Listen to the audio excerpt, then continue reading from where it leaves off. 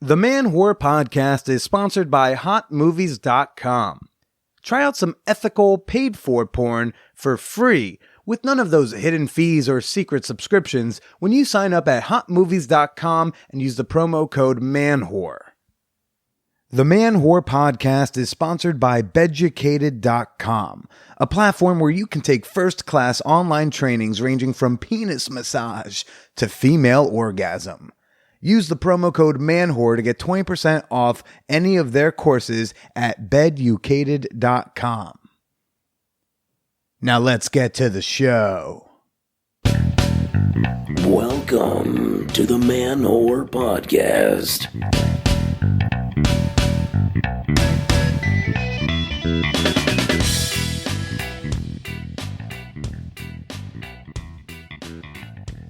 Shout out to all the front porch swingers, foyer voyeurs, kitchen kinksters, and backyard buttfuckers.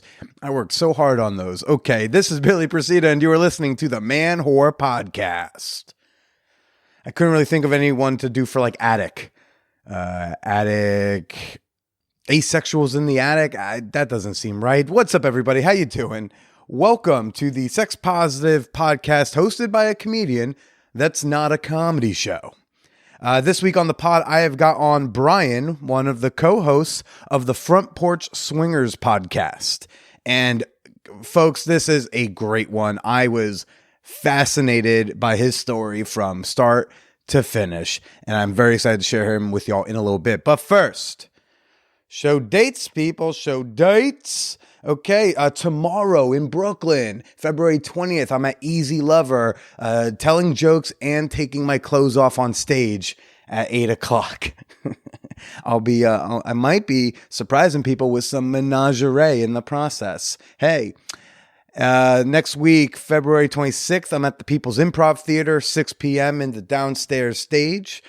Grand Rapids, Michigan. I'm going to be at Laugh Fest this year. March 10th, I have a show at Creation Brewery. March 12th at Dr. Grin's. And the most important show dates you need to keep in mind, you need to block them off, you need to be ready, is Man Whore Con 2020. We're going to be talking more about Man Whore Con in the coming weeks, but just know to save the dates, August 28th to August 30th here in New York City. There will be a live podcast on August 29th, but, we know that. But as for Brian, Brian co-hosts Front Porch Swingers with his girlfriend, Brenna. Brenna, big fan of this show, the Man Whore Podcast. Brenna and I hooked up at AVN last year in Vegas when they came to Vegas to cover the swinger convention that happens across the street from AVN. And we got to hook up again this year in Vegas. I think that's about to just be like our annual thing is every year at the porn convention, Brenna and I get to have sex because she lives very far away. And Brenna was, one of like several really fun, sexy encounters that I got to have on this road trip. But I tend to share those stories in our members only Facebook group, the Champagne Room, in usually very intimate detail. That's where we all tend to share our sexy stories in the Sexual Achievement Sunday thread every week in there. So, all Patreon members, if you're not in the Champagne Room, hit me up, find out how to get in. And if you're not a member, what are you doing? However, Brenna gives quite the in-depth analysis of my sexual activity with her on her podcast, which is very interesting. She actually did it over the course of 2 episodes. That's apparently how much she had to say about my dick. It took 2 episodes to get through it all. So if you want to hear like an actual review of sex with me, go check out episodes 73 and 72 of the Front Porch Swingers podcast. It's I think she's very kind in her review. And now for your emails, people, your emails. So I got this one titled New Listener. It writes, hey there. I have been interested in polyamory for a while and considering trying it out. Thank you for sharing your stories and living a poly life without shame. I'm still working on that for a number of reasons, one of them being my HIV status. I acquired HIV when I was 18 from someone who wasn't very honest with me. He pretended to put on the condom that I gave him. I'm 32 now and extremely healthy. My viral load is undetectable, which means that it's more likely to get attacked and killed by a wild zebra in Chicago than to acquire HIV from me. Not impossible, but when the fuck has that happened? For all those curious, you can Google U equals U or undetectable equals untransmittable. My ex of 4 years is negative, and we never used condoms. The main trauma I face living with HIV is everyone freaking out about it. I was a bit disappointed at the tone around HIV when your guest spoke about a scare that someone did something stupid, quote unquote, to acquire HIV. People acquire the virus a number of ways. Some people had been born with it. This is rarely the case anymore because due to advancements in medicine and technology, a woman who is POS can birth an HIV negative child. A man who is POS can have sex with people who are negative and not transmit the virus. I'm not trying to come after you. I love the podcast and having healthy exposure to the poly community. I'm asking you to maybe read up on what undetectable means, and if you have a guest who starts fear speech, then you can use that teachable moment. Am I suggesting that everyone just have condomless sex with every person they meet? No. However, there might be a listener who misses out on a great partner for lack of knowledge. You have an opportunity to bring people closer, keep them informed, and keep new cases more rare than bisexual men. Which, that's probably also problematic, dude. Come on now. Come on. Don't be saying, hey, guys, don't have stigma about HIV and then throw stigma onto the bi guys, okay? Food for thought. If I'm telling someone that I've lived with HIV for 14 years and never have passed it, then I'm probably not trying to pass it to them. I would have to harm myself first in order to harm others, and I love me, so that's highly unlikely. With love. I know my name is in the email, but let's keep that on the DL. DL, we'll call you DL. Thank you for your very thoughtful email. When he emailed me, I asked him which guest, because he just mentioned a guest. It turned out it was the episode last week with Alexis Allaire. And I don't actually recall the exact comment. I like to think that I push back on things when I can, either if the moment allows for it or if I have the knowledge base to do so. But I try to do my best, and I apologize if I did let a dangerously ignorant comment slip by me. The guy also writes back, he's DL. He wrote back to me, said, it wasn't horrible, but I did get that brief sinking feeling until I remembered who I really am again. It's just weird to hear people talk about how scared they are of something I live with every day. He continued in his reply email. I said hi to someone recently, and their immediate response was, you have HIV? They then began to slut shame me. I definitely gave them a piece of my mind, but it's hard to hear things coming from people who you don't respect. I share with people how low their risk is with me, 0, or if we want to be scientific, infinitesimally just above 0. But all some people can hear is AIDS, AIDS, AIDS, AIDS, AIDS whenever I speak. So when someone who is HIV negative has a platform to talk about sexual health, I try to tell my story in hopes to help change the conversation. Anyways, yes, I love the podcast, man. It's so liberating to hear people talk so openly about their poly lives. It's reassuring to hear that poly people find successful friendships, romantic partners, and everything in between. I've been reading books, Googling people, and scrolling through podcasts to see if I connected with anyone. I've just been in this phase of my life where I'm aggressively accepting everything that I'm into. So I've been searching for other like-minded people to learn from and fellowship with. And he did ask one question. He said, what would you say is important to know or remember to someone curious or just starting out with polyamory? Or, we can even expand that to ethical non-monogamy. So, hey, swingers, hey, open relationships. We're talking about you too. I think a piece of advice for someone who's clearly so excited about it and is so excited to get in there and get on Grindr or Tinder or Field or whatever, or Reddit, I would say don't let the excitement blind you. I think we do and say a lot of stupid things when we're extra excited. There's a large swath of the dudes who send shitty opening messages on dating apps when they see someone, if they see a gal say that she's sex positive and they instantly start talking about kinks. Some of them are just fucking assholes, but some are blinded by their excitement that they forget to remember the social contract that we're all in. But oh, she's sex positive. Cool. Maybe at some point we can talk about kinks, but I should not open with kink stuff right away and ask if she'd pee on me because we just matched on Tinder. Maybe I should start with hey, really like that picture over there. So don't let yourself get blind. That's not an excuse, by the way. That's more an explanation. for some. Don't let the excitement blind you, DL, and good luck on your new journey. Let's read one more. Let's see one more. This one comes from Justin. He's now in the Peep Show.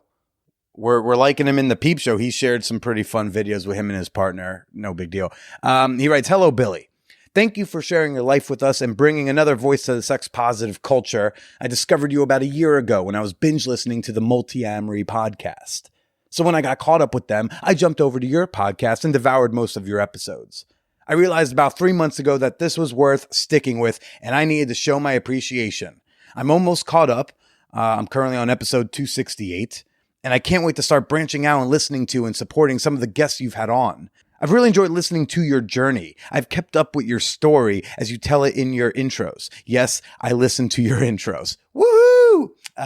Over the last year, trying to digest roughly 6 years of your podcast, I've gotten interested in several topics because of your show, with good and bad results.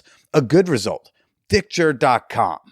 Oh, that's a throwback. When you had on Soraya Dulbaz, I was immediately interested. I'm typically shy when it comes to sending nudes to people, only when they ask, of course. But I felt that I could do something like this myself, and it's vastly more interesting. I finally done my duty and have become one of your patrons. $10 a month doesn't seem quite right, though. I absorbed the majority of your content in less than a year free of charge. I hope that one day I can repay you for the great service you've done for me, and maybe someday soon I can share with you and the fan whores some of my journey.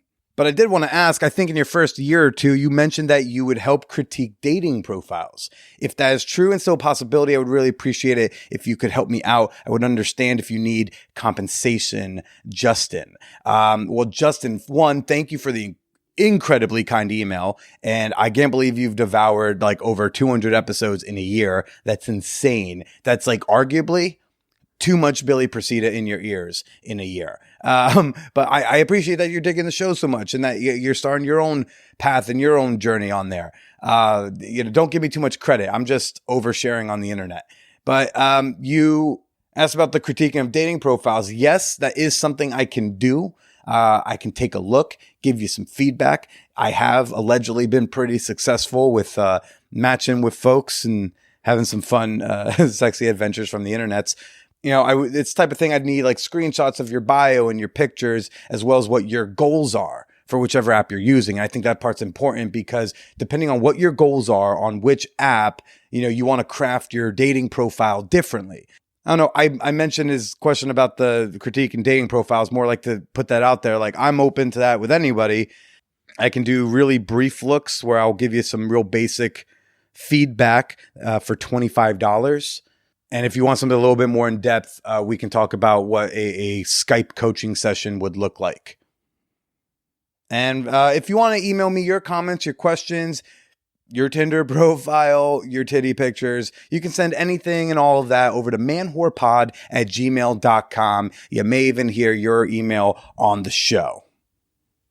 I mean, unless you like explicitly tell me not to or something. Now, folks, before I do get to this episode with Brian, which is a fantastic episode, the guy's got, oh my God, what a story this guy's got. I want to talk to you briefly about something near and dear to my heart. The 6-year anniversary of this podcast is coming up on April 16th. Okay, it's a couple months away. But I want you to save that day, April 16th. I want you to take out your phones right now. I want you to open your calendar, your iCal, your GCal, a Post-it note on your desk, whatever you use. And I want you to mark down April 16th. Because on April 16th, 6-year anniversary, doing the Man Whore podcast every week without missing a week, I want to have 600 Patreon members. Just on that day. Not on April 15th. Well, I mean, April 15th is fine. It's fine if we hit it early. But on April 16th, I want 600 members. I think we can do that. I think that'd be really fun. I think that'd be a really nice way to celebrate the occasion. And hey, if a bunch of y'all end up canceling the pledge on April 17th, that's okay with me. I just want 600 members on April 16th to celebrate 6 years of slutty podcasting every Wednesday for 300 and how many now? 306 consecutive Wednesdays. So do that for me right now. Put it in your calendar, April 16th. If you only want to, pledge on that day and cancel it the next day, that's okay with me. But what I want is 600 members on my 6-year anniversary. Let's do it. And that's a good lead in for the fan whore appreciation moment, because I want to show some appreciation to some of the people who aren't going to wait till April 16th. They're members now, baby. All right, I want to give a shout out to Chris, who is, oh my gosh, that man, it just seems to be drooling all the time. Welcome to the Peep Show, buddy. Glad you're enjoying all those dicks in there. Let me give a thank you to Jimmy G. Jimmy G. Is it possible that the star 49ers quarterback is not only a fan of this podcast, but also a member? Jimmy G, shoot me an email if it's true. But if you're not, if you don't have like a great arm, that's also cool, dude. I'm glad you're supporting the pod. I want to give a shout out to Ashley Rust out in Philly. Philly gals are great. They kind of remind me of like a hybrid of New York gals and Jersey gals. They like good food. They're tough. They don't fuck around, but also got time to look cute. Thanks for supporting the show. And I want to give a shout out to Austin Edmondson, who, when you Google Austin Edmondson, it just pulls up a page of a variety of Austin Edmondsons who have died tragically young. I'm glad that you're none of them. And in fact, a member of the fan whore community on Patreon, dude. Keep staying alive. Members at any tier get access to our sex positive secret Facebook group, The Champagne Room. Yeah, it's a secret group, so mom and dad and your boss won't know that you're a part of it.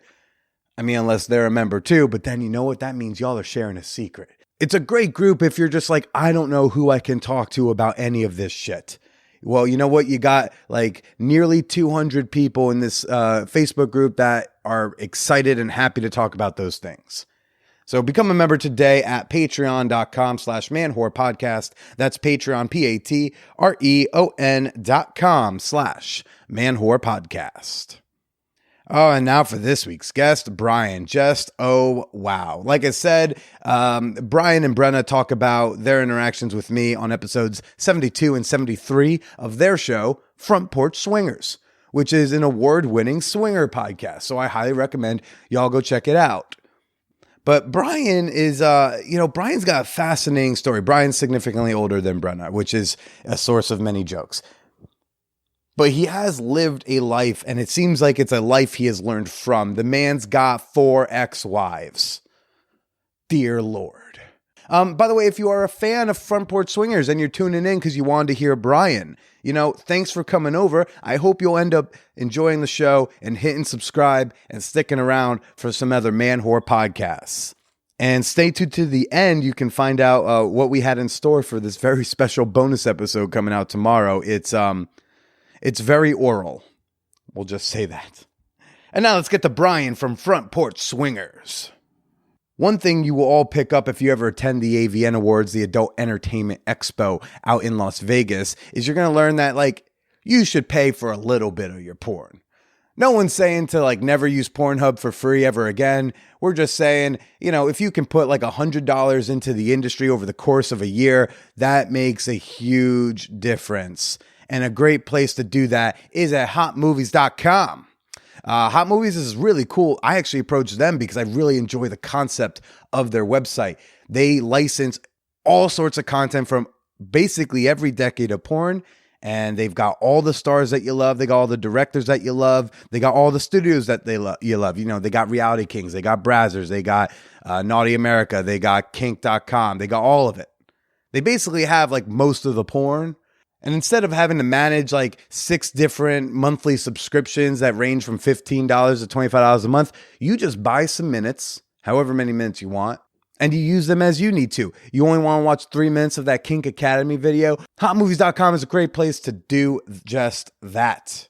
And Hotmovies.com wants to give my Man Whore podcast fan base a sweet, sweet deal. You get 20 extra minutes on top of any package you sign up for when you use promo code MANWHORE. They offer a 20-minute free trial. That becomes a 40-minute free trial when you use my promo code, everybody. So one more time, everybody, use promo code MANWHORE at hotmovies.com.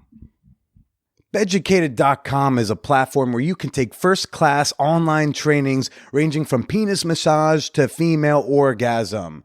Do you need to learn some new skills in dating, relating, and sexuality? Then Beducated.com is for you. I've been watching their videos, and oh my gosh, they're some hot videos.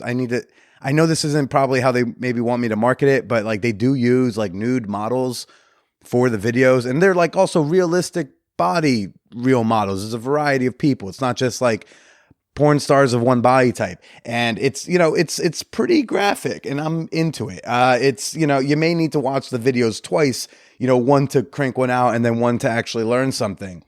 They do also have this. So as I've been saying and documenting, I have been taking the female orgasm class because you never know if you miss something. And they also, so at the end of the course, they have an audio track. It's a guided couples session. So it's an audio guide. It's like a tool for listeners who want to build intimacy and connection with their partner. So I'm going to pitch this to Megan and be like, babe, can we have a night where we just do what the voice says?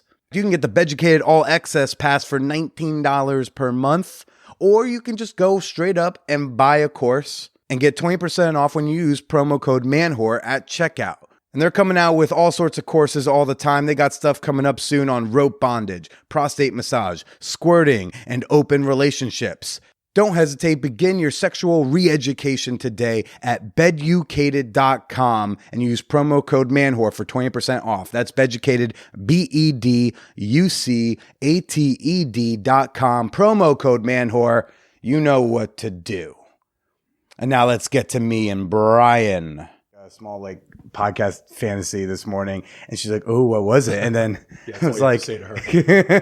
And so it was like doing a bonus episode where we just like try to chat while she's going back and forth blowing us. We could totally do that. Yeah, she said she's down. Yeah, if I was serious, she would totally do it. You want to do it? Okay, that will be. Let's do that as bonus episode. She'll totally do that. Okay, text you when he's game. All right. But yeah, no, wait. So you guys are going on the road trip. I mean, or like permanent road trip. That's nuts. We're going to figure out where we want to live once we've spent a year traveling around. I mean, I have some ideas, but we'll go a little closer. We're gonna figure that out. Yeah. Because you guys have been together what, 2 years now? Yeah, over 2 years now. That's insane. Yeah. That's incredible. Yeah, and that's a big deal for me. So yeah. Well, why is that a bigger deal for you? You're talking about a guy that was married and divorced 4 times. Wait, what? So yeah. That's funny because like yesterday I was talking with Brooklyn Chase and she's on marriage number 3, and then in 4. The telling of it, I thought she was going to squeeze 1 or 2 more in these like blank spots of her history. I was like, don't tell me this guy's going to be 3 and 4. Right? No. So we're 4 times. Yeah, 4 times. And you're hardly old enough to feel like 4 times. No, first time I was 22, but that's the thing. I mean, so my first marriage lasted a year. My second lasted about a year, and then it was 3 and 4 that were the longer term. So, but I'm not I have not had great success. But you didn't, but the other thing that's shocking to hear that is it's not like you grew up like in the South where getting married at 18 is like the norm. No, I didn't grow up like that at all. My parents were together till the day my dad died. They were married 50 years. So I didn't grow up that way. What would it feel like to, on the first or even second divorce and seeing the parents who are like, we stuck through this thing for so long, and then is that like a thought in your head at all? So no, that never really occurred to me. So I had some people like idealize like the parents' relationship, or they're like heavily trying to not become the parent relationship. It was more of that. I had my upbringing was unique. So my parents were different. My father owned bars and restaurants forever. It's what my family did. We were in hospitality from the time I was, before I was born. So the idea of marriage, my father always told us, don't get married. You don't need to get married. Really? Yeah. He wasn't an advocate of, especially early on being like settling down and having to do the norm, And when it came time to go to school, you graduate high school, and then it's, what do you want to do? Well, I want to go to college, but his whole thing was get the fuck away from the house, get as far away from here as you can get. I grew up in Jersey. Right. I have my mother has 12 sisters and 4 brothers, so I have 80 first cousins. Every fucking one of them still lives in the neighborhood they grew up in. No one left home.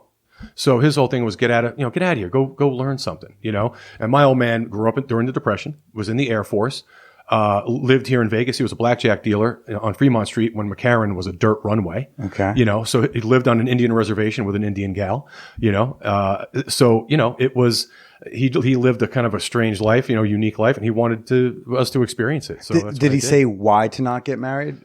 Or was just it not to worry? It wasn't a thing where he didn't say don't necessarily, but certainly don't rush it and go learn some shit. Go and then do you something. disregarded all of that. All of it. Yeah. Well, most of it. I didn't necessarily have a, the cookie cutter, life. As I started out, I went to college in Atlanta.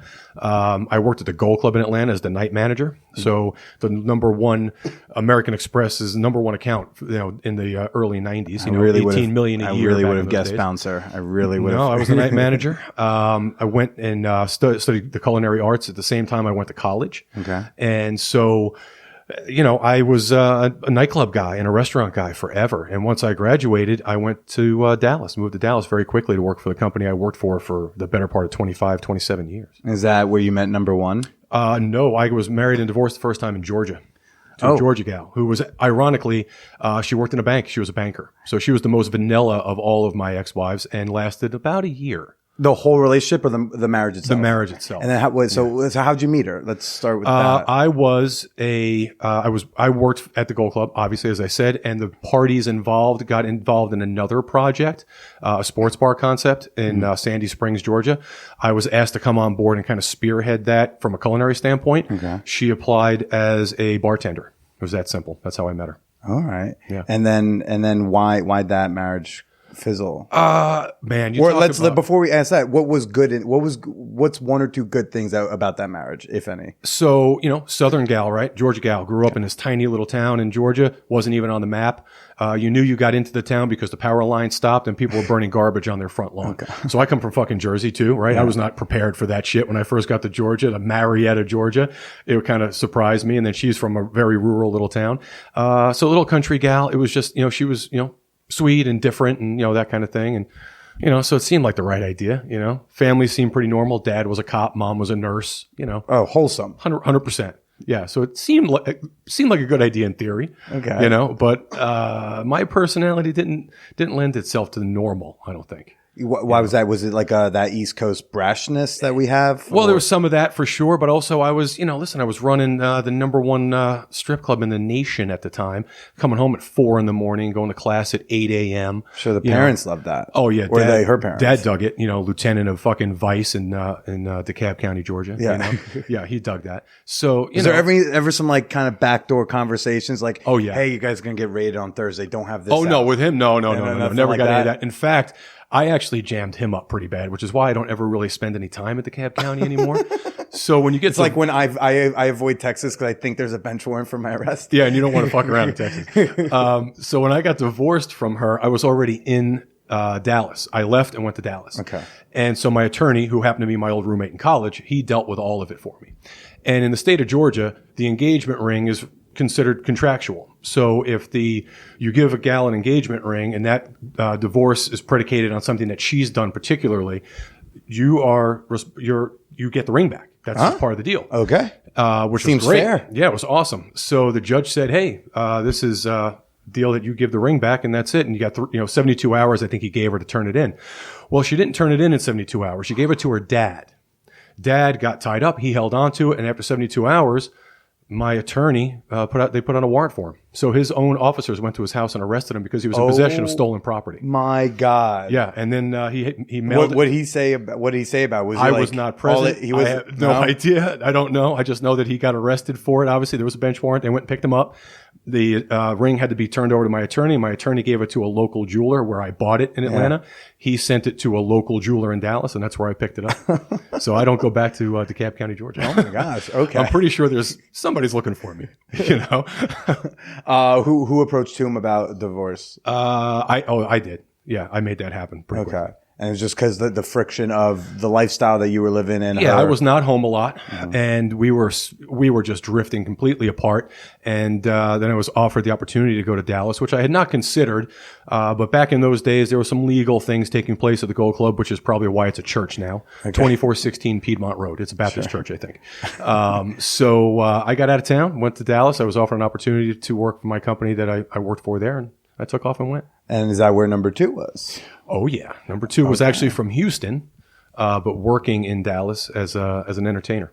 Okay, as a stripper or? Yep, she was an adult movie actress as well, but she was an entertainer in Houston and Dallas. And back in those days, we're talking about early '90s. Oh yeah, it was the heyday. The big porn times. It was the heyday of gentlemen's clubs too. We ran the number 1 liquor selling establishment in the state of Texas.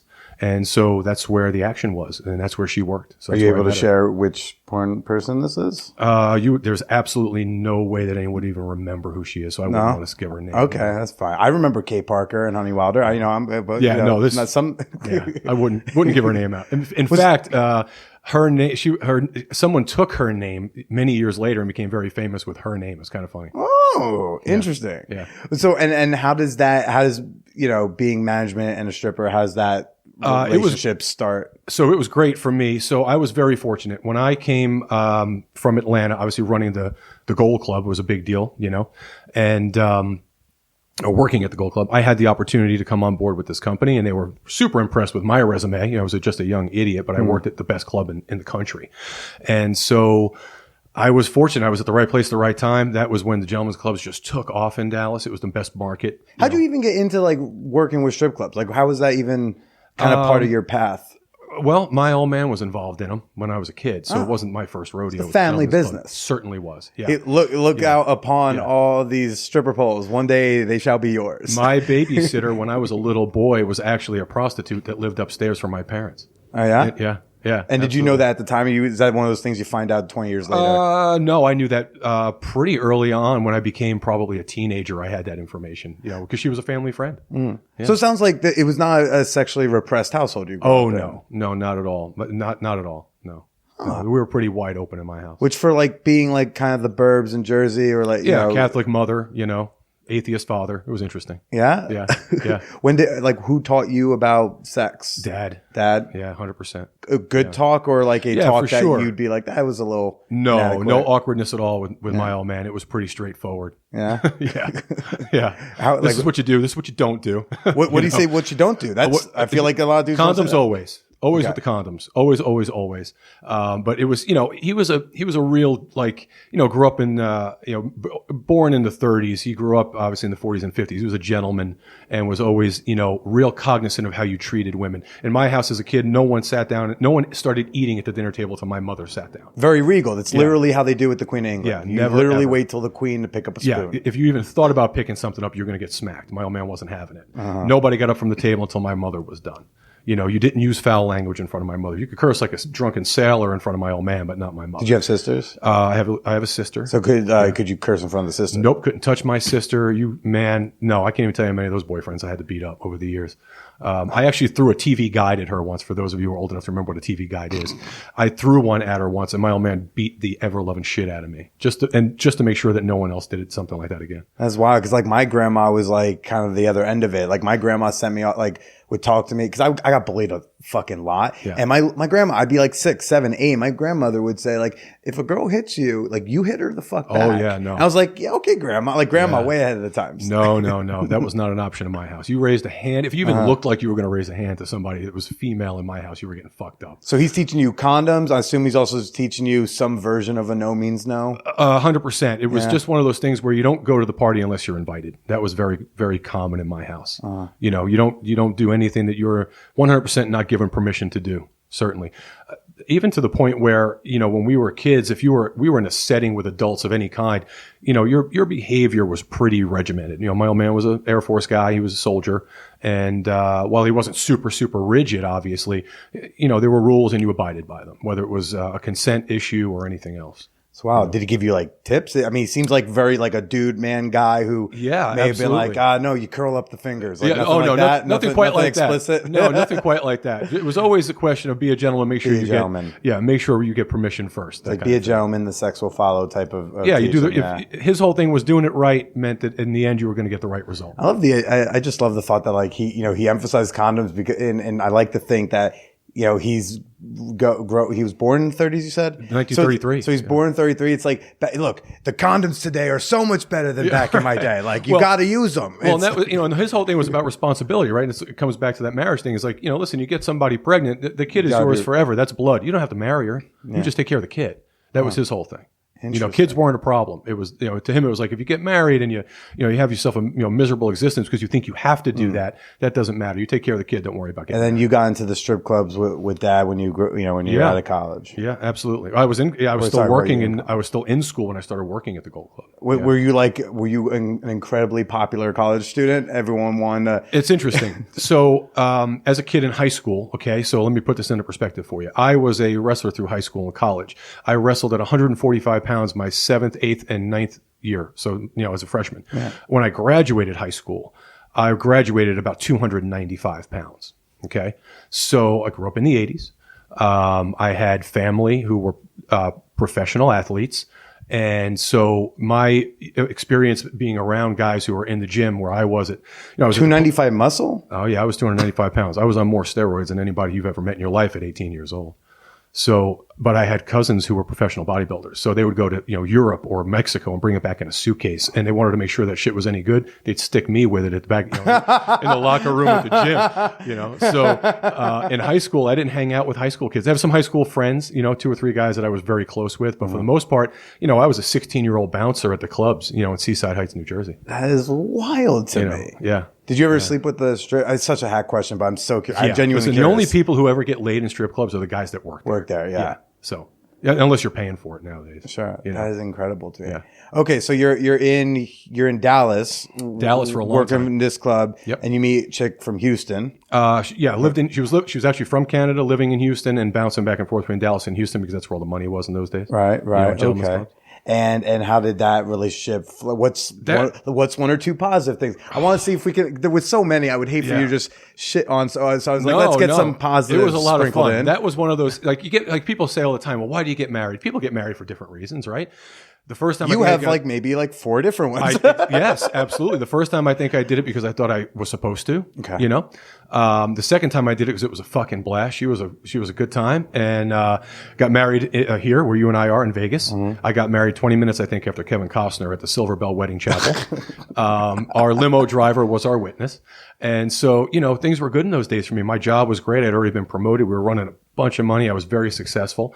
And she was like the top tier gal. So, she was bringing all of her, friends from Houston to come to work with us. And, things just moved along very well. So I was able to do whatever I wanted to do. If I wanted to take 10 days off, I just took 10 days off. I'd call and tell everybody, hey, I'm in Vegas. I'll be back in a week kind of thing. It was very cool. So we traveled everywhere and had a great time. Was the sex life particularly exciting with this one or no? Oddly enough, no, it wasn't awesome. I mean, there were moments of, awesomeness, but it wasn't like that's what the relationship was all about. It was really about traveling and having a good time and just, just us being together and having a ball. Anytime we were anywhere, she drew a crowd. I mean, she just did, so it was a good time. It was just a lot of fun. Was that a monogamous relationship? No. She would bring friends home and we'd have threesomes and all that stuff. She was okay with that. Okay. Yeah, that was her thing. But so the first one's a very very vanilla. Yeah. And then now we got literally dating porn stars bringing people home for threesomes. For sure. Yeah. It was a very different thing. And then so she's fun, but what's the downfall? This is another one that you said the marriage is only about a year. Jealous beyond belief. Yeah? Yeah. To the point where I would be at work, we'd be working the same building at certain times. And if another gal came up to me for any reason, asked me a question, it was a problem. I mean, she would beeline across the room to see what the conversation was. Jealous, for absolutely no reason, but just manic jealousy. And you're in your mid-20s, early 20s? Very early 20s. So you're in your early 20s. Arguably more immature then than now. Yeah. So how are you responding to these not well. Irrational acts of jealousy? Not well. I didn't put up, I couldn't do it well, because my job was very important to me. So I wasn't really concerned with what she thought was going on. My job was to be, available to the people that work for me. Yeah. So I wasn't thrilled about it. And that really was the end. It was the beginning of the end. The jealousy is really what drove us apart. All right. Yeah. But, a lot of couples get jealous. It just, what was the way that you guys handled it that was so poor about it? Well, I found it ironic since, her job was basically as a sex worker, which I was totally okay with. I didn't care about that shit. It was a job. And so I had no jealousy. I don't have a jealous bone in my body. But you weren't fucking around. No, why would I? I was married to like the hottest chick in town who used to bring her hot friends home. Like what was I, didn't even matter at that point. So yeah, I guess I just I couldn't figure out like, why is she behaving this way? I don't behave that way. It doesn't make sense to me. Like something's not right. And so I think I kind of attributed that to just like an imbalance that, if this is what she's like now, what is this going to be like in 10 years? And I just ran away from it. And so you went for the divorce on that one. I did. Yeah. Okay. Was that one a little easier without much easier? Once again, a ring to recover? Yeah, there was no. Yeah, she bought the wedding rings actually, so that wasn't an issue. And so once again, I got my old roommate buddy to be my attorney, and he took care of all of it. I went to Florida for 2 weeks, and by the time I got back, it was dealt with. I didn't have to worry about it. Okay. Yeah. Okay. And so, where do we meet wife number 3? Oddly enough, I was dating wife number 3 when I met wife number 2, also an entertainer. But a very different kind of gal. So when the second divorce happens, you kind of call up, be like, "Hey, what's up?" Well, it wasn't like, we were always in close proximity. We all worked in the same industry, so it didn't take long for everybody to figure out what had happened between myself and my second wife. Sure. Okay. So we got back together, and again, it's like we'd been together for a period of time dating prior to my getting married to number 2. We spent some time together afterwards, of course, a couple of years, and it's like, well, this is the right thing to do. This is what you do. You get married again, right? Made sense. There seems a lot of this like sense of obligation. It's a very old school mentality, which makes sense. Some responsibility I felt, I think, to do the right thing. Okay. She was a good lady, but not again. It was always something. I think all of most of the people I think that have known me that long will tell you there was always a restlessness about me, and I was never able to really find 100% what was going to keep me happy and content and driven and all those things. There was always something missing in a relationship because I never quite found it. Obviously, otherwise I probably wouldn't have been married for it. I mean, you get married. Yeah, you get married the first time. People will be excited for you. Second time, people will go like, you get a mulligan. But right, everybody gets one, and it's all in your 20s because you got married for the third time in your 20s. Yes. So, what are your friends and family saying at that point? When you be like, I'm engaged again. Once again, no, they're all just like, no new gifts. So no, what? Here's the thing. Again, my family was very different. My parents were never surprised by anything I did. So they were involved in the first, the engagement of the first gal and all that stuff. The second time I showed up back home married. We flew from Vegas back to the house so I can introduce it to the parents. Nobody knew who she was. Mm-hmm. And my mother threw an impromptu party, like no big deal. He's married. We dig this. Third time, same kind of deal. It was a surprise. Hey, I'm married again. No one was shocked. No one's giving you shit about it. No, absolutely not. And if I was in your family, I'd be riding you. Nobody. It was never an issue. Never an issue. Oh, and there were no kids. I never had any biological children, so it was never like a big deal. That's nice. It seems like a very loving approach to it. Yeah, absolutely. Minimal snark. No one. No, listen. My mother and father is like, as long as you're happy, we're happy. We don't care. Don't do anything stupid. Whatever. Don't kill anybody. That kind of stuff. So, yeah. How long was that marriage? That was a number of years. That was probably 5 or 6 years. And what were some of the good things about that relationship? I think that was a time in my life where I was really trying to stabilize myself. Again, my career was really starting to bloom at that time. And so it was more of a normal kind of relationship in life that I had in those days. Of course, I was running gentlemen's clubs and restaurants and Class B casinos and all that kind of stuff. But other than that, my home life was pretty normal. We bought a house and, did all that stuff that normal people do. Monogamous. Oh, yeah. Now, she was also somewhat, sexual creature, but for the most part, it was a monogamous relationship, until toward the end when we were no longer, obviously we weren't getting along. And of course, now I'm looking for the exit. Doing what you have previously done. Absolutely. So very quickly, once we decided we were not going to be together anymore, I started dating right away.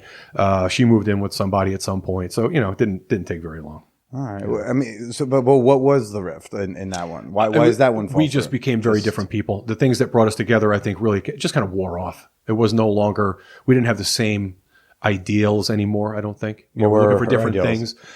We moved to a more rural part of Houston in those days. Had built a house out there, and very quickly, she wanted to get back into the city life. I did not want that. I wanted out of the craziness of downtown and of the big city. I wanted to be out a little further. Where she wanted to go out and party, and I was not looking to do that. I partied for a living. Yeah. I used to tell everybody all the time, I go to a party every day hoping work shows up, and then I want to go home and fucking do nothing. So it was a very different thing. She was working in the bars in those days as a manager and bartender and very successful at it.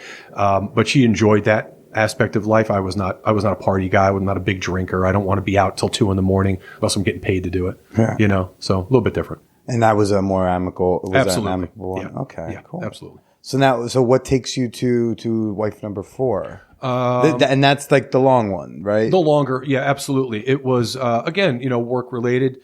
She was kind of an administrative person. In my Wow, you're about company. to inspire so many people to try to like get into the gentleman's club. It's not the same anymore. No, it's not the same anymore. I got out for multiple reasons, not the least of which was the industry changed drastically. How's the industry changed? Oh man, so you're talking about in the late '80s, early '90s. It was I don't want to say it was regal because that's not probably the right term necessarily, but it was definitely more acceptable, more mainstream. There were rules. It was a very different thing. It didn't have the stigma I think that it has now.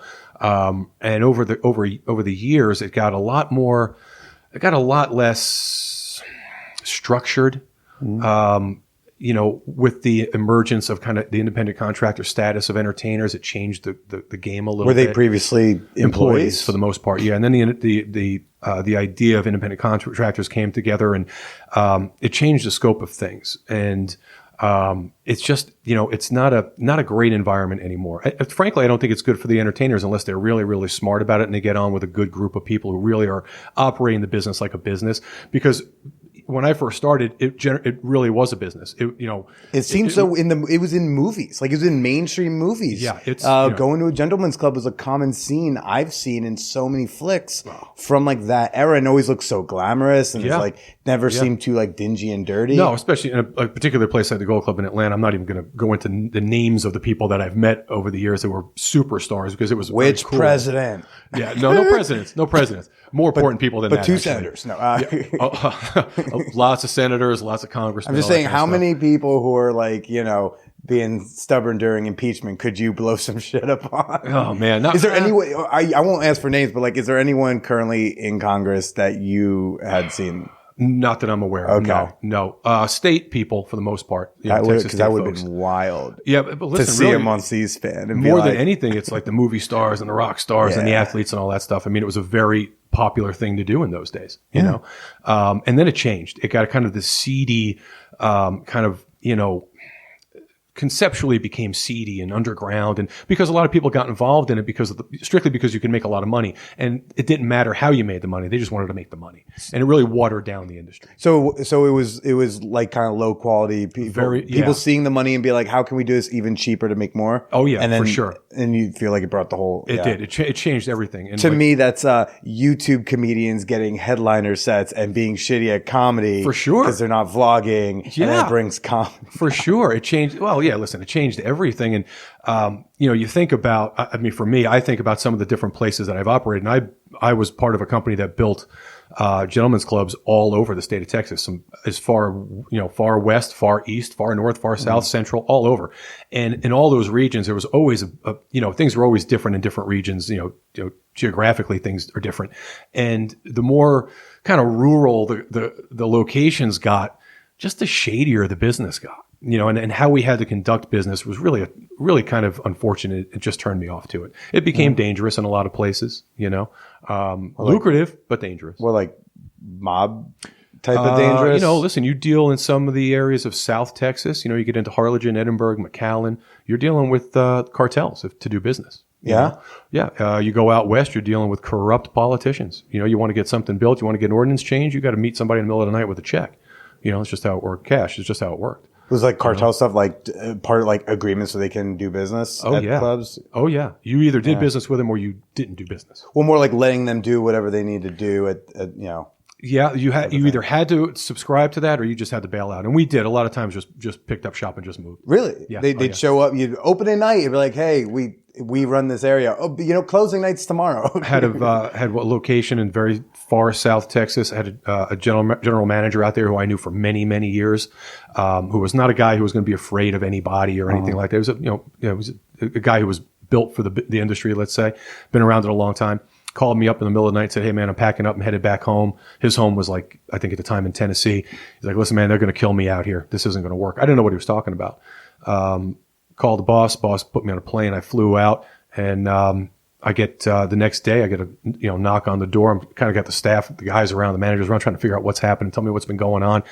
And a kid that was probably 15 or 16 years old, the most pleasant young man I think I'd ever met at that time, came in with 6 pretty salty looking dudes and had a very open conversation with me about what had to happen in order for us to continue business there. And he was very polite about it, but I had absolutely no idea. No, there was no doubt in my mind that this 16-year-old would have had these guys machine gun that club to the ground if I didn't comply.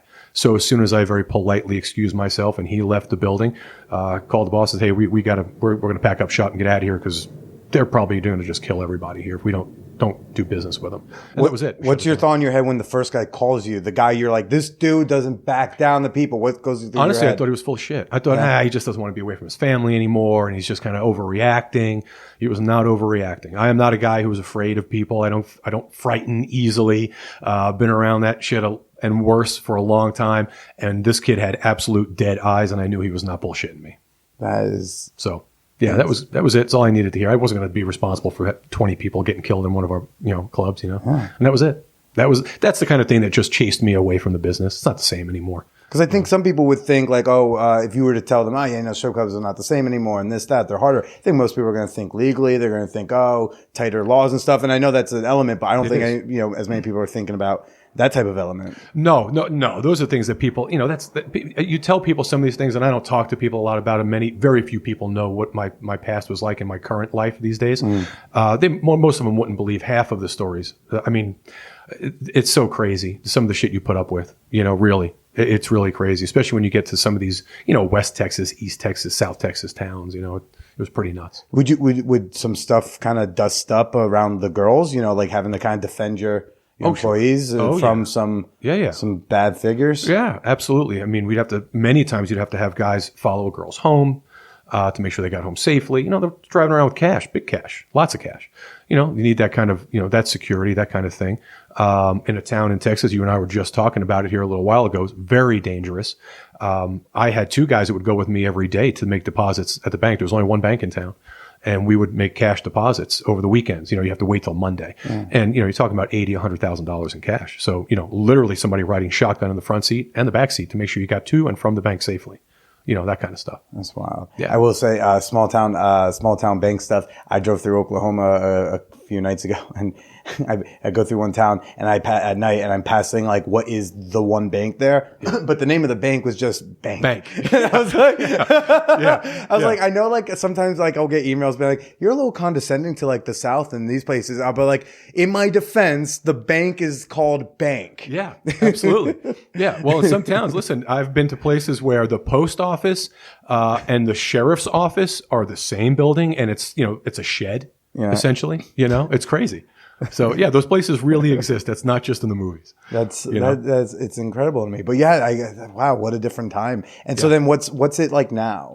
I honestly, to tell you the truth, I've been out of the game since 2014. Okay. So I don't know 100% anymore. I have a couple of close friends that are still in the business, but we really don't talk too much about that. I got out of that and instantly went right back to the restaurants, to the high-end restaurant business. Mm-hmm. You never go into like strip clubs today and kind of go like and start criticizing? Like, I don't step foot.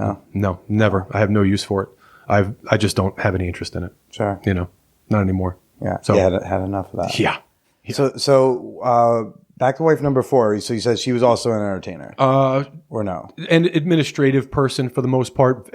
Not really an entertainer.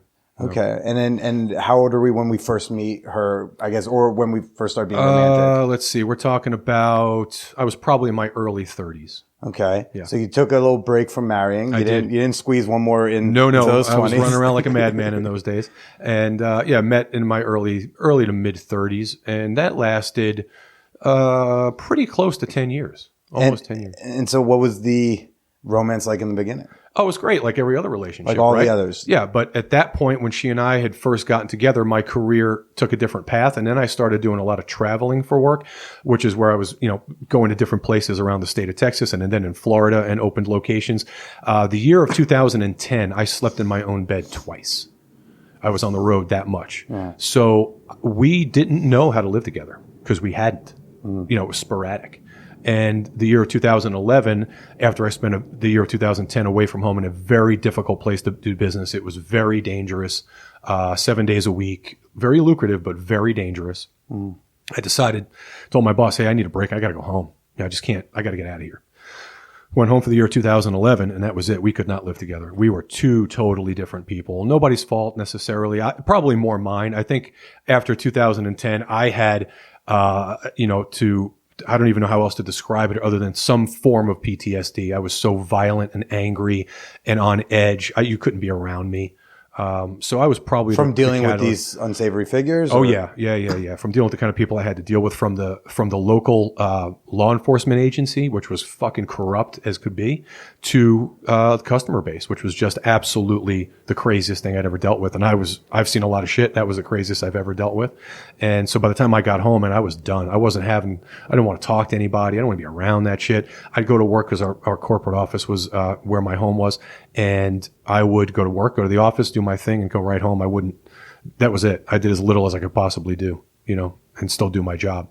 In the early days of that relationship when you were dating, like, is the fact that you've had 3 ex-wives, was that a conversation to have that wasn't No, not at all. It wasn't a big deal. She was very fine. Yeah, absolutely. Yeah, absolutely. And again, when I look back on it, I'm sure back then I had a different perspective on it. But now that I'm older and I look back on those things, there's no doubt that I was 95% of the catalyst for my failed relationships, all of them. Well, that was another thing I was going to ask is, looking back in your wise old age, what have you learned? I mean, can you look at each of those marriages and pinpoint things you could have done better in those marriages? Yeah, I could have been a better human being, nonetheless, husband. Like in those how? Days. Probably more diligent toward the relationship, more attentive. One of my ex-wives used to say that I was indifferent to whether or not she even existed. Like it would take me 7 seconds to fall asleep at night instead of 6 if she didn't show up at home. And she was 100% right. Is that because of where you were at in your maturity, or does that have to do with work and just being so work-minded, or what? Yeah, I think it was a little bit of both. The fact that I knew, if she, it was a relationship that I didn't take seriously. I didn't take enough of them. I didn't take any of them seriously, obviously. And I just didn't I didn't make my relationships a priority. Work was my priority. And being back then, I wonder what it could have been like had we had these, as I wave my cell phone in the air. It's like, where like I can talk to my girlfriend every day. Yep. I can also have enough so that I can also sometimes say something dumb and cause a fight. But like, for sure. But the fact that like I can talk to her every day, I can see her every day, I can look at her. We had a thing when she went to Tokyo, and there was a sense of like she would ask if I missed her, and I'm stupid. I just answer honestly. So I was like, no, but it wasn't that I don't miss you. It's that I'm seeing you every day. I'm seeing everything you're doing. I'm watching, because I watch your stories. I don't follow people on Instagram, but I follow my girlfriend, and and I get to watch that, and I get to interact, and I react. And so we have short interactions like that. And then sometimes some phone calls. And so there's like no way, like I don't feel like I need to miss someone to prove I love them. Right. But it's such a different way. And so it seems like the distance was a factor. And if you were able to text a bit, to call more, to be able to, she could like watch your stories and feel like she still knows what's going on with you that day. Yeah. Like, I wonder if that would have changed anything or not. Probably absolutely not for me, because I am, obviously my relationship with Brenna is very different, but Brenna she's the digital person. She's the social media person. Up until she and I got together and we started, our podcast and that kind of thing, I didn't have a social media presence at all. I never believed in it, never gave a shit about it. Did she have to like convince you to get a smartphone? Because I always had it because I needed it for work, but it was, it was work related only, and it was never Facebook. You're like and all Snap that shit. what? It's I still don't know how to use that. I mean, you're not really. So I'd never had a use for it. So no, the truth is I didn't care enough. I didn't make anyone a priority other than myself and work in those days. And I was convinced that I needed to become more and more successful and make more money. And, that was all I was focused on. For whatever reason, I don't really know why. I didn't grow up that. Because there wasn't, and there also wasn't someone to provide for necessarily. There wasn't as much emphasis. It wasn't like you had a family where you're driven. Well, I must be more successful so I can provide for family. No, not entirely true. My last wife did have 2 children. They were not my biological children that I took care of and took that very seriously back in those days. So I felt like I needed to make more money and do better because now I have other people, that I'm responsible for. And so, it was important to me. How about this? I made myself believe it was important to me, which was the excuse for me working and never going home. That's essentially what it was. And so, by my math, it would seem like you spent a good chunk of your 40s not married. Yeah, that's fair. Yeah. Are you dating? Are you just sleeping around? Are you still so work focused? What's going on in that time period before we meet Brenna? I had a lot of, girlfriends, quote unquote, but I was certainly not a monogamous person. I didn't have to be because I had no responsibility to anybody in those days. So, I was just dating and having a good time, But again, concentrating really on work. And after 2014, 2015, when I got back into the hospitality business from a restaurant standpoint, that's an industry that it just takes up all of your time. And it was even more difficult to form any kind of real relationship in those days, being, operating multiple restaurants in multiple cities and multiple states. It was a big deal. All right. So how'd you meet Brenna? So I decided one day that I was just done with big city life. I just didn't want to do it anymore. I really needed a break. Living in a city of 7 million people, it was just overwhelming after a while. I just got tired of it. And I knew I needed to do something different because I wasn't improving the quality of my life. My job was great, all that good stuff, but I was not happy. I wasn't content, very restless, looking for something else to do. And I thought, fuck it, the only way for me to do this is to just do it and leave and just completely go someplace I had absolutely no real knowledge of, didn't know anything about, didn't know anybody, and picked up and moved, to rural Montana. That's where I met. How'd you pick that on the map? So oddly enough, a young gal worked for me back in the days when I was running restaurants, who was from Montana. She told me how beautiful it was, and she was in town. She was in Texas going to school, but she couldn't wait to get back. And it was just something that always stuck with me. And I thought, well, fuck it, I'm just going to do it. There was an opportunity. I had 3 job opportunities going at that time because I was looking to get away. One was in Aspen, one was in Ithaca, New York. The other was in Montana. And Dad said, "Get away." Dad died in 2008. Well, but there's still this. Get away. Yeah, move. Got away.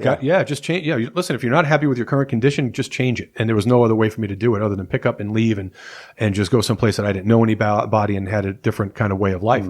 And so I was in the airport, literally getting ready to board a plane to Ithaca, New York for the 3rd time. This was going to be it. They had made me an offer. I was going to shake the guy's hand and go to work.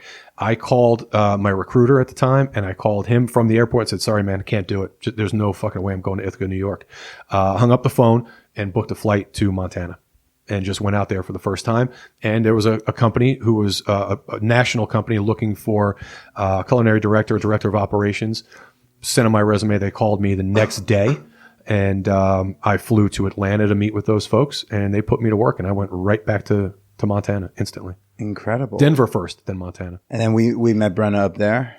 Yep, sure did. Montana gal. Through what means? So Brenna and I met on Craigslist. I love me the Craigslist. Rest in peace. Yes, before they took it down and changed the whole thing, now all the gangbangs get organized on Reddit. That's the new thing. Yeah, that's my understanding. That's what all the kids tell me now. It's Reddit. So yeah, we met on Craigslist with the guides of kind of a DS kind of relationship, dominant submissive relationship, and we literally, other than a very short period of time after we met, have not been apart. We travel for work occasionally. She'll go out of town or I'll go out of town. Otherwise, we've been together ever since. Yeah. Y'all seem so very much in love and very much fun. But so y'all have a podcast from Porch Swingers. We do. Very fun. Check it out. I've been on it. I've also been talked about on it. Yes, you have. Oh God. One of my favorite podcast episodes that exists in the world. I just got to sit on the subway and describe someone sleeping with me. I was like, I felt like a pretty boy. That's nice. That's nice. Yeah. But so you had not done like say like full, you had not like done the swinger lifestyle necessarily. No, with I had the ex-wives. No. Right. I had some familiarity with it. Being in the obviously the adult entertainment business, we as a company took control of a very popular swingers club in Texas. It's still a swingers club, different one, but still very successful. Oh, so you kind of knew a little bit about the lifestyle. Yeah, absolutely. So to speak. From an operational standpoint, we took possession of it because the person who was operating it owed my employer a lot of money. He was the landlord of the building. So I got a phone call and, hey, listen, by the way, I need you to go over here and make sure I get paid every month. So put somebody in place and take over and bring me my cash.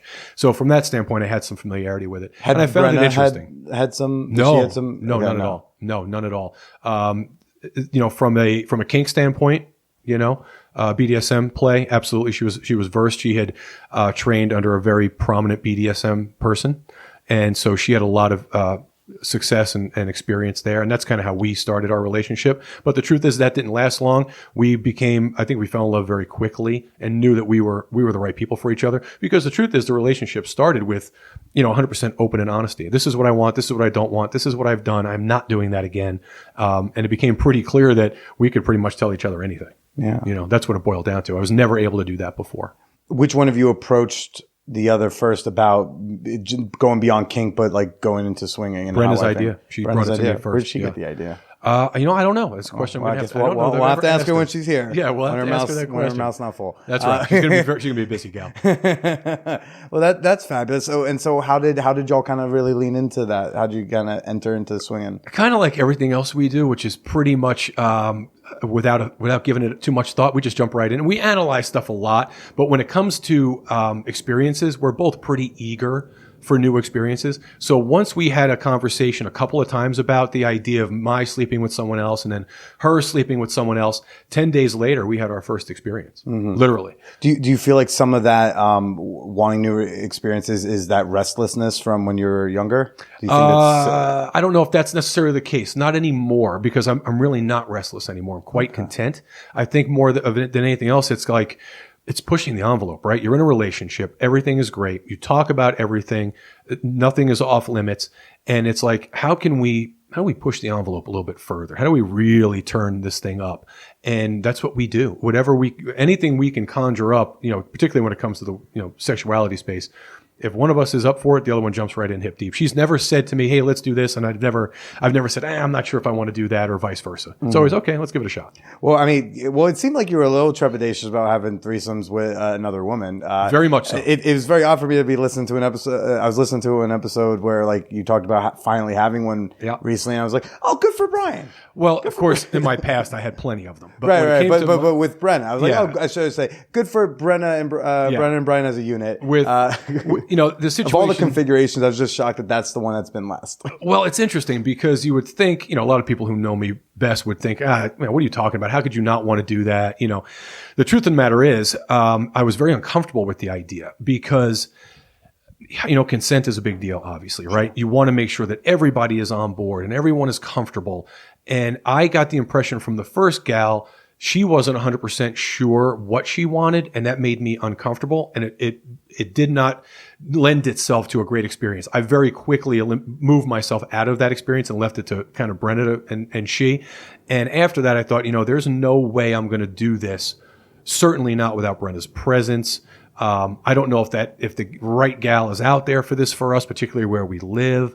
I was really apprehensive about it. And she'd approached me about different women over that period of time. Yeah. Just didn't feel right. I got a really weird vibe that first time, and I just wasn't comfortable with it. Okay. But she changed my mind, And how long into a relationship is someone saying like, oh, let's start a podcast? So we were together 6-7 months maybe when we no, that's not true. Yeah, right about 6 or 8 months when we first started, I think, the podcast. And what was your reaction? Because I'm assuming, I'm just assuming just from what I'm picking up that she came to you for it, and then your response was, "What's a podcast?" No. Actually, the idea was hers to start a blog. We were going to blog, and I said, "Well, fuck that. Let's not do that. Let's do a podcast." And she's like, "Are you sure?" I said, "Yeah, let's do it." 3 weeks later, we were doing a podcast. Right. And just oversharing on the internet. 100%. Yeah. 100%. It is interesting because, like, I'm not I'm not a weekly listener. No offense. I don't That's listen okay. to a lot of There's shows, a but lot I of do pop podcasts in. out You there. guys are like one of my first like shows where like, okay, I ran out of shows that I have downloaded for today, Right. and like you're one of the first ones I'll go pop in, and be like, oh, what have they been up to? It is fascinating because like I have not heard all these things. I don't, we hear. I think I've heard sometimes like that you are divorced, but I didn't know you had 4 ex-wives. Yeah. I didn't know all this stuff. Yeah. And so I found that all really interesting to get to hear here. Yeah. By the way, I've texted Brenna that she should probably come through. That we'll wrap up the main show portion. I will say this, like, do you feel any sense of pressure from yourself with Brenna to not repeat the mistakes of old? Very much. Or do you feel confident that you are overcome on all those things? Or do you still think there's some things that you're always kind of making sure and checking in, like, oh, don't fall into that pattern? I don't have any concerns about repeating history again necessarily with how I behaved in those relationships, which was not stellar. I do find myself being cognizant often of how I say certain things to Brenna, how I speak to her about certain things, and how I approach certain things. We've got a 20-year age difference between us. Yeah. And I have it's, as I told you earlier, I get a unique perspective of that, 29-ish year old mind. Mm-hmm. And it's different. I have lived, a pretty, pretty colorful life, you know, and a lot longer than Brenna. I mean, as you know, we laugh all the time. I was married and divorced, when she was born pretty much, for the first time. So, I have a lot of experience with things, and I find myself a lot of times having to let her experience stuff without me telling her, like, letting her make mistakes. Yeah, like, hey, let's not do this. And then I stop myself because she's steadfast, man. She is a strong person, and to tell her not to do something, it's kind of like telling somebody not to look down when you're on a ladder. It's the first fucking thing they do is look down. So if I say, hey, you shouldn't do this, it's the first thing she's going to do. There's a big parental instinct in general I feel like, to try to get your kids to not repeat the same mistakes you have. For sure. Because they know better. They've been through the thing. 100%. With that type of age difference, it's got to be rough to know that she's making a mistake in something, maybe, potentially, in whatever regards, but just because you already seen it, you've lived it, or you have a bunch of friends who lived through that too. Yeah. And to kind of not accidentally condescend, to kind of almost watch your tone. Do you ever, I feel like, is "you're not my dad" something that has actually been said in a fight? Like, oh, well, no, not that necessarily, what I but mean? I get a lot of times, don't scold me. Like, I get that a lot. Don't scold you. Yeah, because listen, myself and Brenna's parents could have graduated high school together. Right. That's the truth. We're the same age, essentially, give or take a year either way with all of us. So yeah, I find myself having to stop myself from saying, hey, babe, you shouldn't do that. That's a bad idea.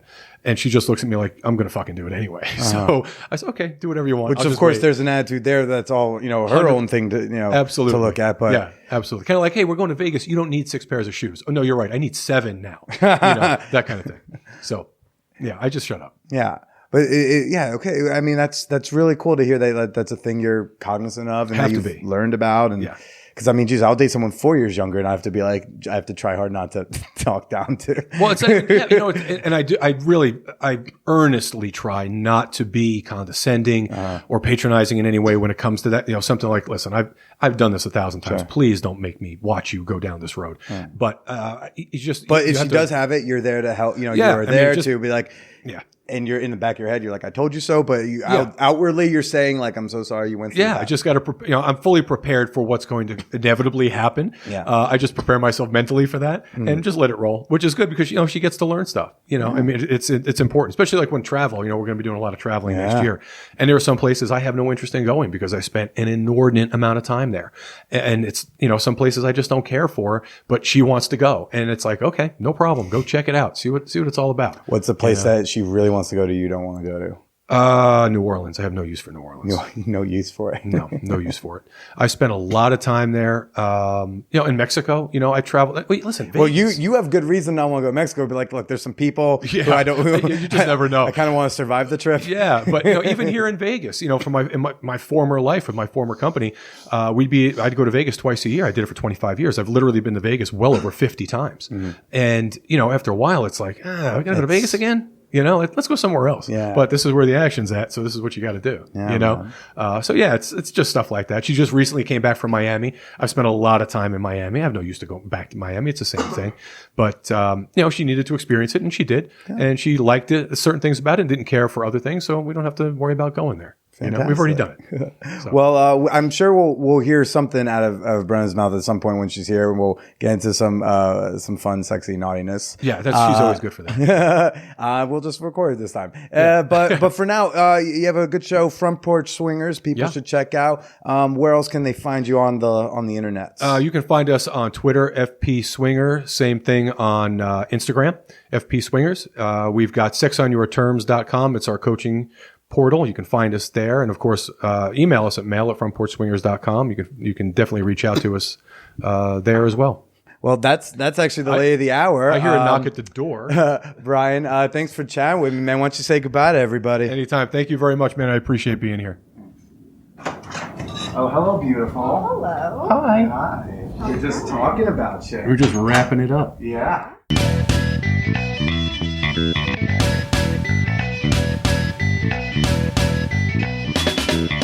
So look, if you want to hear what went down with me, Brenna, and Brian in that bonus episode, you know what? You're going to have to become a member of the fan whore community. It's about time. And I think this is a great time to do it. Become a member at the $5 level and get access to this very oral bonus episode, as well as nearly 200 other bonus shows. Remember, we're trying to hit 600 patrons as a community for my 6-year anniversary on April 16th. You can get started on that and pledge today, so that way you know you already did it, or put it in your calendar. April 16th, 8 a.m., become a member. And if you want to make a reminder on April 17th to cancel, hey, that's your decision. That's your life choice. I want to hit 600 for the 6-year anniversary on April 16th. I think we can do it. And I even let someone suck my penis on microphone just to entice you. Again, you can become a member at patreon.com/manwhorepodcast. That's Patreon, patreon.com/manwhorepodcast. No, you cannot sign up through the app because I'm adult content. But let us know what you thought about this episode. Make sure you're following me on the socials. I'm on Twitter at @TheBillyPresida. I'm on Instagram at BillyIsPresida. And you can go to the Man Whore Podcast Facebook fan page, click like, and take in all those sweet, sweet sex positive memes and announcements. Got some feedback, got some criticisms. Do you just have some titty pictures you want to send in? You can shoot me an email with any and all of that at manwhorepod@gmail.com. I'm glad to finally be back in the Eastern time zone. I'm glad to be home. I'm resting up at my mom's house for a couple days before I roll back to Brooklyn. Oh, man. I need this hemorrhoid to go the fuck away. I'm telling you, everybody. Don't strain when you poop. And stay slutty.